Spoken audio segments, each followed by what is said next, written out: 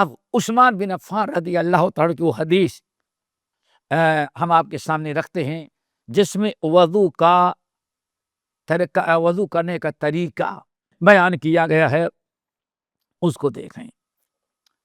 حدیث متفق علیہ، یعنی بخاری اور مسلم تقریباً تمام کتب حدیث کی روایت ہے۔ امیر المومنین عثمان بن عفان رضی اللہ تعالیٰ عنہ کہتے ہیں ان کے غلام حمران،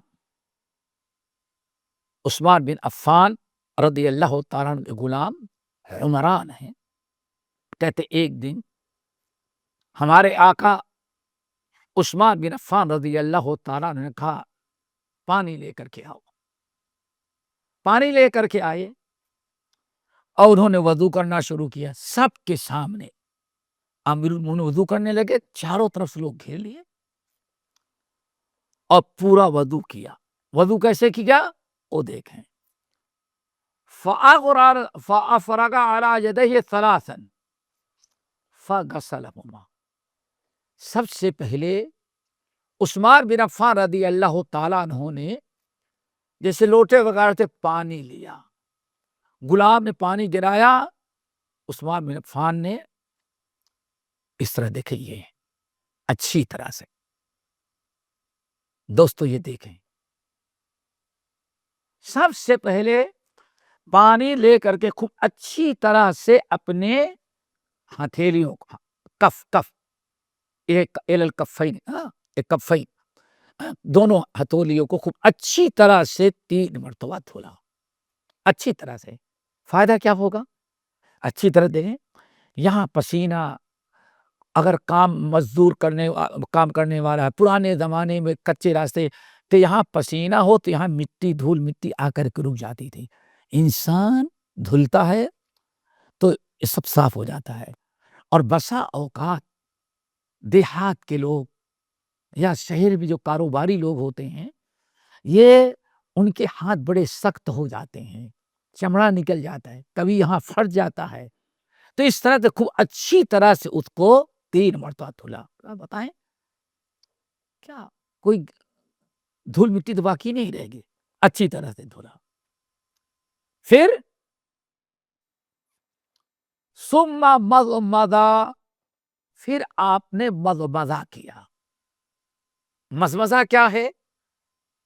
آپ نے پانی لیا اور کلی کیا، کلی کو مضمضہ کہتے ہیں۔ آج ہمارے اکثر لوگ کیا کرتے ہیں، یعنی پانی ایسے پھینکتے معلوم پڑتا اندر گیا نہیں گیا، یہیں گیا، اللہ اکبر۔ اگر پانی سے بھی یہیں تک رہے تو مضمضہ نہیں ہوا۔ مضمضہ غور سے سنیں، آپ نے پانی کلی سے لیا تو کلی کا پانی لے کر کے منہ میں خوب طاقت سے اپنے زبان کو ہلائیں اور ہونٹوں کو ہلائیں تاکہ دانت کے اندر، حلق کے اندر یا دائیں بائیں جتنے کھانے پینے کی چیزیں چھپی رہ گئی وہ سب کے سب نکل جائیں۔ اس کو کہا جاتا مضمضہ۔ اور لیکن عام طور پر لوگ کیا کرتے ہیں، بڑی لاپرواہی کرتے ہیں، بس نہیں، مضمضہ 3 مرتبہ، تینوں مرتبہ لے خوب کثرت سے ہلائیں۔ تو کثرت سے ہلائیں گے تو آپ کو نماز میں یہ کرنے کی ضرورت نہیں پڑے گی۔ کیوں؟ جتنے دانت وغیرہ میں پھنسے تھے سب کچھ الحمدللہ وہ وضو کے ساتھ ختم، آپ کا منہ پاک ہو گیا، نہ ٹکے کباب کی چربی رہ گئی، نہ دودھ وغیرہ کی ملائی رہ گئی، سب صاف ہو گیا۔ کیوں؟ آپ نے 3 مرتبہ اللہ اکبر۔ تو اس کو کہا جائے دوستو مضمضہ۔ وہ لوگ بڑے کوتاہ ہیں اور نقصان میں ہیں جو صرف پانی پھوک لیتے ہیں، اس طرح سے وضو خطرے میں ہے۔ کیوں؟ مضمضہ کہا جاتا ہے فرائض وضو میں سے ہے۔ پھر مضمضہ کر لینے کے بعد واستنشقا، آپ نے 3 مرتبہ استنشاق کیا۔ استنشاق کس کو کہتے ہیں؟ استنشاق کہتے ہیں ناک میں پانی ڈالنا، دوستو اس میں بھی کچھ لوگ یہی پانی ٹچ ہوتا ہے بس نہیں، استنشاق کہتے ہیں انسان پانی لے ناک میں، اور ناک میں لینے کے بعد زور سے کھینچے، بشرطے کی وضو نہ ہو، روزہ نہ ہو، روزے دار ہے تو ذرا کھینچے لیکن احتیاط کے ساتھ تاکہ پانی اندر نہ چلا جائے۔ آپ نے فرمایا وبالغ فی الاستنشاق، ناک میں پانی ڈالنا تو خوب زور سے کھینچنا۔ اللہ اکبر، کھینچا آپ نے، پھر اس کے بعد آپ نے خوب زور سے چھڑک دیں، 3 مرتبہ کریں گے تو ناک آپ کی صاف ہو جائے گی۔ آج نماز میں بہت بڑا طبقہ ہے جو بس نماز پڑھ رہا ہے انگلی ڈال کر کے ہی رہا ہے، یہ وہی لوگ جن کی ناک صاف نہیں ہے۔ تو دیکھیں مضمضہ اور استنشاق، عام کلی الگ ہے، عام کلی الگ ہے، اور یہاں مضمضہ ہے۔ مضمضہ کہتے اس کلی کو جو طاقت کے ساتھ پانی منہ میں لے اور طاقت کے ساتھ خوب زبان کو ہلائے 3 مرتبہ، 1 2 3 زور سے ہلائیں تاکہ منہ بالکل صاف ہو جائے، اور ایسے ہی ناک میں۔ اور اکثر لوگ ان دونوں بڑی کوتاہی کرتے ہیں۔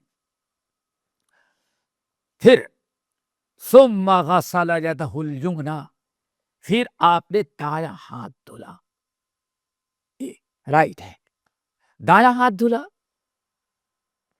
پھر ایک چیز اور یاد رکھیے گا، یہاں بھی کوتاہی ہوتی ہے، کچھ لوگ کیا کرتے ہیں بس، اور کچھ لوگ نل چالو کر دیے اور ہاتھ ایسے کر دیا، بس نہیں، دلک ضروری ہے۔ آگے حدیث آئے گی ثم دلک، یعنی نبی علیہ السلام وضو میں ہاتھ دھلتے تو رگڑتے ملتے تھے تاکہ میل کچیل سب نکل جائے۔ دیکھیں دوستو، صرف پانی اگر ڈالیں گے تو ہو سکتا ہے گیلا تو ہو جائے لیکن دلک نہیں ہوگا، تو دھلنا بھی ضروری ہے اور ساتھ میں دلک ہونا، دلک اس کو رگڑنا، ملنا، مل کر کے اس کو تاکہ کوئی میل کچیل باقی نہ رہ جائے۔ اور خاص طور سے کام کرنے والے، محنت مزدوری کرنے والے، گرد و غبار میں اگر وہ دیکھیں گے تو پسینہ ہوتا ہے تو اس حصے میں باقاعدہ مٹی جمع ہو جاتی ہے اس طرف، تو یہ کب ہوگا جب 3 مرتبہ اس کو ہم ملیں گے، اچھی طرح سے ملیں گے، دلک جس کو کہا جاتا ہے، دلک ضروری ہے۔ پھر یہ 3 مرتبہ دھلا، ثم مسح برأسہ، پھر نبی علیہ السلام نے اپنے سر کا مسح کیا۔ مسح کیا چیز ہے؟ ایک چیز یہاں یاد رکھیے گا اچھی طرح سے، قرآن مجید نے سر کے مسح کا تذکرہ کیا ہے، مسح کرنے کو، وَامْسَحُوا بِرُؤُوسِكُمْ، اپنے سروں کا مسح کرو۔ اب مسح ہمیں کیسے کرنا ہے، مسح کیسے ہوگا؟ سب سے پہلے تو یہ کہ آپ دیکھیں حدیث کے اندر آتا ہے کہ نبی علیہ السلام بَدَأَ مِن مُقَدَّمَتِ رَأْسِهِ، آپ نے سر کے سامنے والے حصے پر اپنے دونوں ہاتھوں کو رکھا، یہ مسح یہاں سے شروع، پھر آپ لے گئے اِلیٰ قَفَا، پیچھے گردن تک لے کے گئے، پھر آپ اس طرح سے واپس لائے، یہ مسح ہے۔ سر کے ابتدائی حصے میں آپ دونوں گیلا ہاتھوں کو رکھیں اور پھر آپ اس کو لے کر کے جائیں اِلیٰ قَفَا، پیچھے تک، گردن تک، اور پھر آپ گردن سے واپس لے کر کے آئیں، اس کو کہا جاتا ہے مسح۔ پھر ادخل اصبعہ، آپ نے شہادت کی دونوں انگلیوں کو کان میں داخل کیا، اور ابہامئی، مسح ظاہر اذنئی بابہامئی، اور دونوں انگوٹھوں سے آپ نے اپنے کان کے اوپر والے حصے کا مسح کیا 1 مرتبہ۔ دیکھیں کان دھلنا نہیں ہے. آپ نے فرمایا الاذنان من الرأس. اللہ تعالیٰ نے آسانی کے لیے ذرا سوچیں کتنی آسانی. اگر سر دھلنے کا حکم دے دیتا اللہ، جیسے ہاتھ اور پیر دھلنے کا حکم دے دیتا، تو 3 مرتبہ سر دھلنے میں کپڑا کس کا، بدن کس کا صاف رہ جاتا، سارا گیلا ہو جاتا، نہانا پڑتا. لیکن ارحم الراحمین ہے، ارحم الراحمین. کتنی آسانی ہے. سر کا مسح 1 مرتبہ اور کان کا اس الاذنان من الراس. آپ نے فرمایا اللہ نے کان کو سر کا، دونوں کانوں کو سر کا ایک حصہ قرار دے دیا ہے. یعنی جیسے 1 مرتبہ سر کا مسح، ویسے ہی کانوں کا مسح بھی کر لینا ہے. یہ ہو گیا.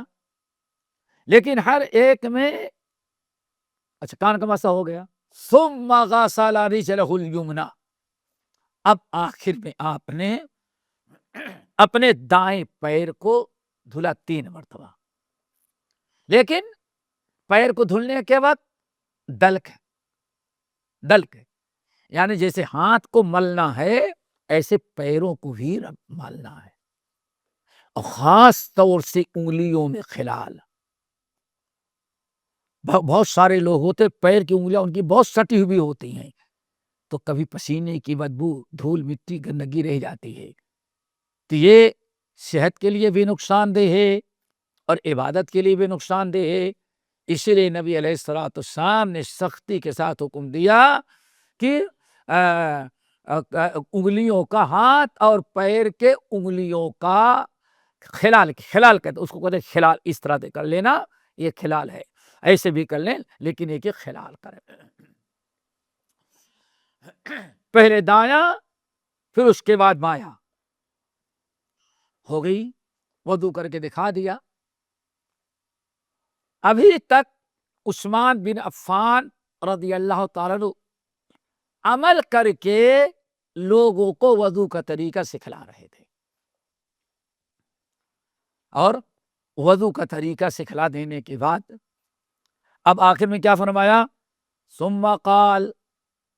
عثمان بن عفان نے پھر کہا اے لوگو سن لو، رأیت رسول اللہ صلی اللہ علیہ وسلم توضأ نحو وضوئی ھذا.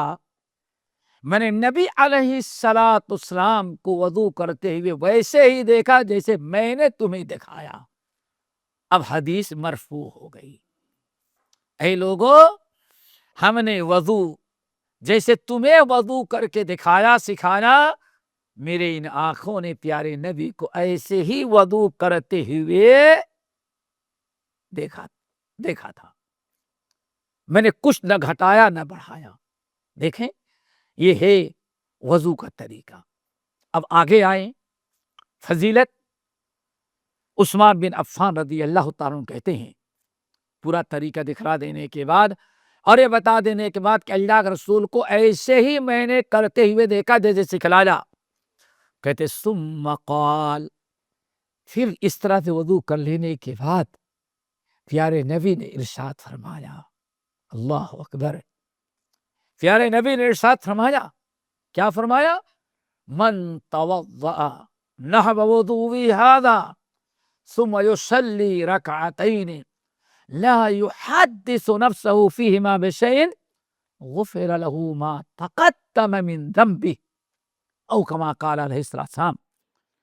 پھر اللہ رسول نے ارشاد فرمایا، اے لوگو، جس شخص نے میرے اس وضو کے مانند وضو کیا. یہی دیکھیں پتہ چل گیا دوستو، ہم وضو کرنے میں آدھا نہیں بھائی، جیسے چاہ دھل لیا، جیسے کہا بس نہیں. جیسے جس نے ایسا وضو کیا جیسے میں نے کر کے دکھایا، یعنی نبی کے وضو کا طریقہ اپنانا ضروری ہو گیا. آپ نے فرمایا جس شخص نے ویسے وضو کیا جیسے میں نے تمہیں کر کے دکھایا، پھر وضو سے فارغ ہونے کے بعد 2 رکعت نماز پڑھ لیا. اللہ اکبر. 2 رکعت نماز پڑھ لیا. اور نماز کیسے پڑھا؟ دل لگا کر کے پڑھا، خشوع خضوع کے ساتھ. اپنے دل سے بات نہیں کر رہا ہے، ہاں نماز کے بعد یہ کرنا ہے وہ کرنا ہے، یہاں جانا ہے، نہیں. لا یحدث فیہما نفسہ، اللہ سے بات کر رہا ہے، اللہ اکبر، سبحان اللہ، الحمدللہ، قرآن کی تلاوت کر رہا ہے، ہر معاملہ معلوم پڑتا ہے اللہ سے خشوع خضوع کے ساتھ کیا تو غفر لہ ما تقدم من ذنبہ، پچھلی زندگی کے سارے گناہ اس کے معاف ہو جاتے ہیں۔ دوستو، اس طرح سے چند چیزیں میں نے نبی علیہ السلام کے وضو کے متعلق آپ کے سامنے رکھا۔ کچھ اور حدیثیں ہیں جن کا تذکرہ انشاءاللہ ممکن ہے اگر موقع ملے تو ہم اگلی نشست میں کریں گے۔ کچھ سوالات ہیں انشاءاللہ تھوڑے اختصار کے ساتھ ان سوالوں کا جواب دے دیتے ہیں، باقی انشاءاللہ جب وضو کے اور فضائل اور مسائل بیان کریں گے تو آپ کے سوالوں کا بھی جواب دے دیں گے۔ چند سوال۔ نمبر 1، وضو کی نیت کب کرنی چاہیے؟ یہاں دو چیزیں ہیں، ایک تو وضو کی نیت کرنی ہے، پڑھنی نہیں ہے۔ وضو کی نیت کرنی ہے، پڑھنی نہیں ہے۔ جب چاہیں آپ وضو کی نیت کر لیں۔ ظہر کی نماز 12:15 بجے ہوتی ہے اور آپ سوچتے ہیں چلو 10 بجے وضو کر لوں، میں آفس میں جا رہا ہوں یا فلاں جگہ جا رہا ہوں، وضو کر لیتا ہوں اور جب نماز کا جہاں وقت آئے گا وہاں گاڑی روک کر کے نماز پڑھ لیں گے تو آپ کا وضو ہو گیا۔ چاہے یعنی مسجد میں جا کر کے وضو کریں تو وضو کی نیت کا کوئی وقت مقرر نہیں، آپ اپنی طور پر نیت کر لیں جب چاہیں کہ ہاں ہم وضو کر لیتے ہیں، نماز کا وقت اچھا آئے گا پڑھنے کے، ہمارے لیے کوئی پریشانی نہیں ہوگی۔ نماز کا وقت ہوا ہو یا وقت نہ ہوا ہو، سفر میں ہو یا حضر میں ہو، آپ ہاتھ پیر نہ دھلیں، بس نیت کر کے ہاتھ پیر وضو کر لیں تو جب تک آپ کو وضو باقی رہے گا تب تک آپ جب بھی چاہیں نماز پڑھیں، طواف کریں، اس کا کوئی وقت، اس کی کوئی تعداد متعین نہیں ہے۔ نمبر 2، اگر وضو کے بارے میں شک ہو جائے تو کیا کرنا چاہیے؟ تو اس کی تھوڑی سی تفصیل ہے، وہ یہ ہے، ایک ہے آپ نے وضو کیا، اس پر تو یقین ہے، آپ کو اتنا معلوم ہے کہ ہم 10 بجے گھر سے نکل رہے تھے تو ہم نے وضو کر لیا تھا، اتنا تو آپ کو یقین ہے۔ اب آپ 1 بجے سحر پڑھنے لگے تو آیا کہ ہم نے پتہ نہیں وضو کیا کہ نہیں کیا، تو یہ ایک وسوسہ ہے۔ یقین اس بات کا ہے کہ ہاں نکلتے وقت آپ نے وضو کیا تھا۔ الیقین لا یزول الشک، شک شبہ سے یقین ختم نہیں ہوگا۔ اگر آپ نے وضو کیا تھا اور معلوم ہے گھر سے نکلتے وقت 10 بجے ہم نے وضو کر لیا تھا، اس کے بعد میں نے استنجا کیا، نہ حمام گیا، نہ ہوا خارج ہوئی، یہ ساری چیزیں یقین ہے، تو اب آپ کو کا وضو باقی ہے، اس میں شک کرنا شیطانی وسوسہ ہے، آپ اس میں وسوسہ زائل نہ ہوگا، آپ کوئی ٹینشن نہ لیں۔ اور ایک ایسا ہے کہ بالکل آپ کو یاد آتا ہی نہیں کہ ہم نے وضو کیا تھا یا نہیں کیا تھا، بہت غور فکر کیا لیکن آپ کو یہ اندازہ نہیں لگ رہا ہے کہ میں نے وضو کیا تھا۔ اب ایسا اگر شک پڑ گیا ہے تو آپ وضو کر لیں، چونکہ آپ کو وضو کرنے پر یقین نہیں ہے، تو اس طرح سے آپ ضرور کیا کریں۔ یقین صرف شک آ جائے تو قاعدہ ہے کہ اللہ رسول نے فرمایا، یعنی اسلامی قانون ہے کہ شک کی بنا پر یقین ختم نہیں ہوگا۔ نمبر 3، کیا طواف اور سعی کے لیے وضو ضروری ہے؟ تو یہاں اچھی طرح سے یاد رکھیں، طواف کے لیے وضو ضروری ہے، سعی کے لیے وضو ضروری نہیں ہے۔ کیوں؟ اللہ کے رسول نے طواف کو صلاۃ قرار دیا ہے۔ اب طواف ایک نماز کا ہے۔ طواف کے وقت طواف بغیر وضو کے نہیں ہو سکتا، جیسے نماز کے لیے شرط ہے وضو، طہارت وضو، ایسے طواف کے لیے بھی شرط ہے، اور سارے احکام وہی ہوں گے تقریباً، لیکن صفا مروہ کی سعی جو ہے یہ حرم سے باہر ہے، یعنی خانہ کعبہ کے باہر ہے، اور وہ عمل ہے، اس عمل کے لیے طواف وضو شرط نہیں ہے۔ اگر کسی انسان نے طواف کر لیا، طواف کے بعد اس کا وضو ٹوٹ گیا، صفا مروہ کی صحیح باقی ہے، تو بغیر وضو کے صفا مروہ کی صحیح کر لیں گے، وضو کرنے کی ضرورت نہیں، باتفاق علماء اس کی صفا مروہ کی صحیح ہو جائے گی۔ السلام علیکم۔ وعلیکم السلام۔ میرا یہ سوال ہے، کیا وضو سے پہلے صرف بسم اللہ پڑھا جانا ہے یا اور بھی کوئی دعا ہے؟ آپ نے جلدی کر دیا میری بہن، انشاءاللہ وضو کے طریقے میں آئے گا، صرف بسم اللہ ہے۔ بسم اللہ کے علاوہ اور جتنی دعائیں پڑھی جاتی ہیں وہ سب بناوٹی ہے، مصنوعی بدعات میں سے ہے، ان دعاؤں کو کچھ نہیں پڑھا، صرف بسم اللہ ہے۔ انشاءاللہ اس کی تفصیل آئے گی۔ بسم اللہ کے علاوہ کوئی دعا قبل الوضو نہیں ہے، بعد الوضو جو ہے بعد الوضو وہ تذکر آئے گا تو پھر ہم اس کی تشریح کریں گے، اور انشاءاللہ دعا بھی بتائے گے جو لوگوں نے کر رکھی ہے اور وضو سے پہلے پڑھتے ہیں۔ جی انشاءاللہ۔ جی السلام علیکم۔ وعلیکم السلام۔ جی میرا سوال یہ تھا کہ جو لیڈیز کا جو سرنا مسئلہ کا جو معاملہ ہے، اس میں تھوڑی سی کنفیوژن ہے، مختلف لوگوں سے مختلف رائے دیے کہ لیڈیز کے بال کریں بڑے لفے ہوتے ہیں، بندے ہوں یا نہ بندے ہوں، دونوں صورتوں میں بالوں میں تو پوری طرح پانی نہیں پہنچتا ہے، تو اس صورت میں پھر کیا ہے اس کی وجہ؟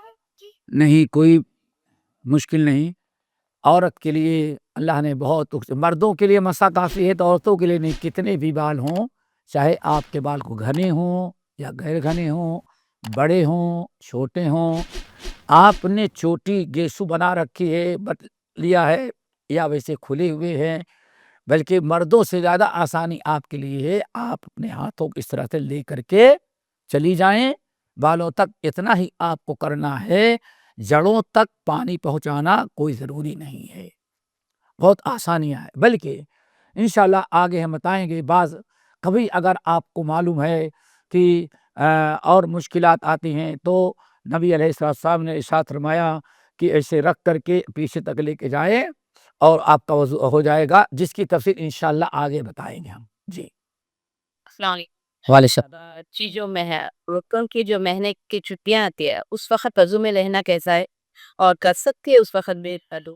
کیوں نہیں کر سکتی؟ کوئی حرج نہیں، کوئی حرج نہیں، آپ وضو کر سکتے ہیں، نشاط ہوتا ہے، اس سے ایک چستی بدن میں پیدا ہوتی، کوئی حرج نہیں انشاءاللہ۔ السلام علیکم۔ وعلیکم السلام۔ مجھے آپ سے ایک کوشچن پوچھنا تھا کہ مجھے ایک پرابلم ہے کہ میں وضو ہے نا رہتا نہیں ہے زیادہ دن، ہاں ہاں، وہاں بھی زیادہ ٹائم تک نہیں پکڑ پاتی ہوں، جب تک وضو رہتا ہے میں نماز پڑھتی ہوں، ہمیں نہ کہ قرآن پڑھتی ہوں، اور مجھے بہت ایشو آتا ہے اس چیز کا، تو آپ اس میں کیا مطلب سولوشن دیں گے؟ میں کافی سال سے پریشان ہوں گی اس چیز کو لے کے۔ میری بہن، اگر آپ کے کچھ ایسے مشکلات ہیں کہ آپ دیر تک وضو نہیں آپ کا رکتا، آپ نماز کے لیے تو وضو کر لیں، نماز پڑھ لیں، اس کے بعد ذکر اذکار ہیں، توبہ استغفار ہے، تلاوت قرآن ہے، اگر اس قسم کے حالات ہیں تو ایک مرتبہ وضو کر کے آپ شروع کر دیں، درمیان میں 10 منٹ 15 منٹ 20 منٹ کے بعد اگر آپ کو تکلیف ہے، وضو آپ کا ٹوٹ جائے گا تو بار بار وضو کرنے کی ضرورت نہیں ہے، آپ اپنا ذکر اذکار، توبہ استغفار، تلاوت قرآن آپ اپنا کنٹینیو کریں، کوئی لا اکراہ فی الدین ہے، این الدین یسر، دین اللہ نے بہت آسان بنایا ہے، اور اس قسم کے مسائل آپ ہی کے نہیں بہت سارے مردوں کو بھی عورتوں کو بھی آتے ہیں کہ دیر تک ان کا وضو باقی رکھنا ناممکنات میں سے ہے۔ تو جن عبادات کے لیے وضو شرائط ہے جیسے نماز ہے، طواف ہے، وہاں اتنا کر لینے کے بعد اگر دیگر نوافل تلاوت قرآن ہے، ذکر اذکار ہے، توبہ استغفار، وضو اگر نہیں رہے گا تو اس میں آپ کی عبادت میں کوئی فرق نہیں پڑتا۔ اب اس چیز کا اطمینان رکھیں جی۔ جیسا بھائی تھے جب ہم اسکابر لے آتے ہیں تو ہمارا برا یعنی اسکاپ وغیرہ بننا رہتا ہے، تو کیا ہم اسکاپ کے اوپر سے مسا کر سکتے ہیں؟ اگر آپ چہرہ دھلے رہی ہیں اور وہاں اجنبی مرد ہیں اور اسکارف بندھا ہوا ہے، آپ کے لیے اس وقت کھولنا اور پھر دوبارہ باندھنا ناممکنات یا مشکلات میں ہیں، تو آپ پیشانی جہاں تک ہے وہاں آپ مسح کر لیں، باقی ویسے اپنے اسکارف پر آپ مسح کر لیں گی تو انشاءاللہ وضو ہو جائے گا۔ جہاں تک آپ کا پیشانی اگر کھلی ہوئی ہے تو آپ وہاں تک گیلا ہاتھ پھیر لیں، اور اس کے بعد جو آپ کی اسکارف ہے اسی اسکارف کے اوپر سے آپ مسح کر لیں انشاءاللہ۔ اگر اجنبی مرد ہیں، مجبوریاں ہیں، تو آپ کو وضو ہو جائے گا، اس میں کوئی شک شبہ نہیں ہے انشاءاللہ۔ ایک سوال یہ ہے کیا ہر نماز سے پہلے وضو کرنا ضروری ہے؟ کیا ہر نماز کے پہلے وضو کرنا ضروری ہے؟ ہر نماز کے لیے وضو ہونا ضروری ہے، وضو کرنا ضروری نہیں۔ ایک وضو سے آپ کئی کی نمازیں پڑھ سکتے ہیں، کوئی مدعا کا کوئی حرج نہیں۔ فرض نوافل جتنا چاہیں آپ پڑھ سکتے ہیں، لیکن ہر نماز کے لیے وضو کر لینا یہ زیادہ فضیلت میں سے ہے۔ آپ جتنی مرتبہ ہر نماز کے لیے وضو کریں گی تو آپ کو ثواب وضو کرنے کا جو آپ نے فضیلت سے وہ ملتا رہے گا۔ اور اگر ایک وضو سفر میں ہے یا کوئی مشکلات ہیں، ایک ہی وضو میں 2-4 نمازیں بھی پڑھ لیں گی تو آپ کی نماز کے ثواب میں کوئی فرق نہیں آئے گا، صرف وضو کی فضیلت سے محروم ہوگی، ورنہ نماز اور عبادت آپ کی ہو جائے گی انشاءاللہ۔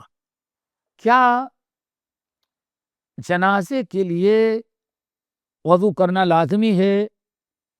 کیونکہ جنازہ بھی نماز ہے، صرف رکوع اور سجدہ اس میں نہیں ہے، رکوع اور سجدہ نہیں ہے، باقی نماز وہ بھی ہے، اس کے اندر سورۃ الفاتحہ ہے اور ساری چیزیں ہیں۔ تو اسی لیے جمہور اہل علم کے نزدیک سب کا یہی فتویٰ ہے کہ جس طرح سے نماز کے لیے وضو ضروری ہے، ایسے ہی نماز جنازہ کے لیے بھی وضو اور پاک ہونا ضروری ہے۔ اللہ تعالیٰ سے دعا کریں۔ ہاں ایک یہ بھی ہے، کیا سجدے شکر کے لیے باوضو ہونا ضروری ہے؟ نہیں، سجدے شکر کے لیے وضو ہونا کوئی ضروری نہیں ہے، کیونکہ نماز نہیں ہے، صرف پیشانی ٹیک کر کے اللہ رب العالمین کا شکر ادا کرنا ہے۔ تو انشاءاللہ اگر صرف سجدے شکر کرنا ہے تو اس کے لیے بغیر وضو کے بھی ہو سکتا ہے، کوئی مدعا کا کوئی حرج نہیں ہے۔ اسی پر ہم بات کو ختم کرتے ہیں، باقی انشاءاللہ اگلی نشست میں آپ کے سامنے کچھ باتیں آئیں گی۔ اللہ تعالی ہم سب کو عمل کی توفیق نصیب فرمائے۔ اقول قولی ھذا واستغفر اللہ من کل ذنب واتوب الیہ۔